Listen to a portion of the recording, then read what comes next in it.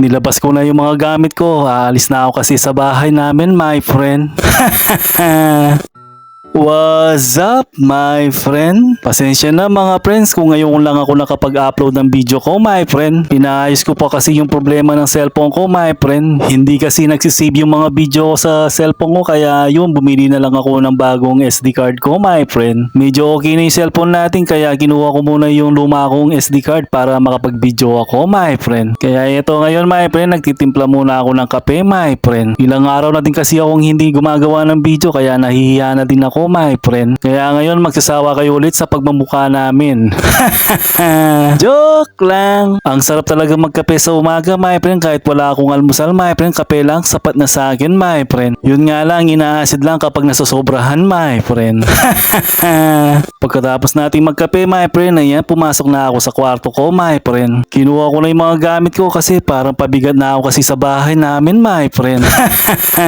Joke lang. Hindi pala ako yung pabigat, my friend. Yung dala ko palang lagayan ng Durabox, my friend. Ang mabigat, my friend. Tingnan nyo naman kasi, ginawa ko kasing alkansya yung Durabox ko, my friend. Dito ko kasi nilalagay yung mga barya ko nung nagtatrabaho pa ako, my friend. At yung mga kinukupit ko sa tindahan din, my friend.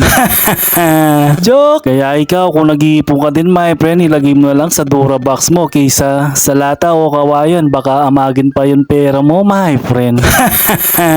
Kaya kung gusto mo din mag-ipon, my friend, gawin mo na lang alkansya yung Durabox mo, yung may susi, my friend, para nakalock siya. Tapos yung susi, itago mo o kaya itapon mo na lang, my friend, para hindi mo na siya mabuksan.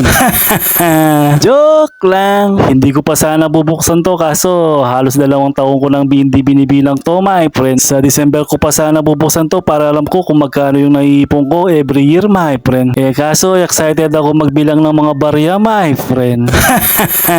Kaya naman tayo nag-iipon, my friend, syempre para makapunta tayo sa gusto natin puntahan, my friend. Tapos yung mga gamit na pinapangarap natin, my friend, katulad lang ng eroplano, mansion, tapos Tesla na kotse, my friend.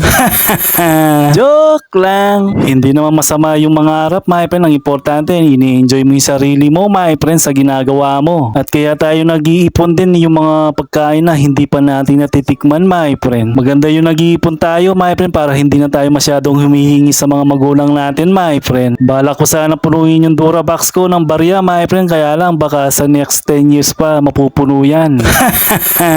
Binilang ko lang yung tig-20 na barya, my friend, tapos ilalagay ko sa plastic, ibabalik ko din sa Durabox ko, my friend. Tapos yung naiwan na silver na barya na 10 at saka 5 piso, my friend, yun yung gagasusin natin, my friend. Para tuwing nagbubukbang tayo, my friend, may panggastos tayo araw-araw.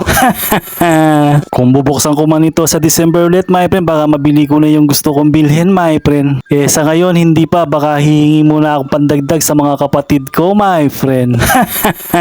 Joke! Yung bilang ng tig-20, my friend, nasa 6,000 din yan, my friend. Kaya sige na, mga friends.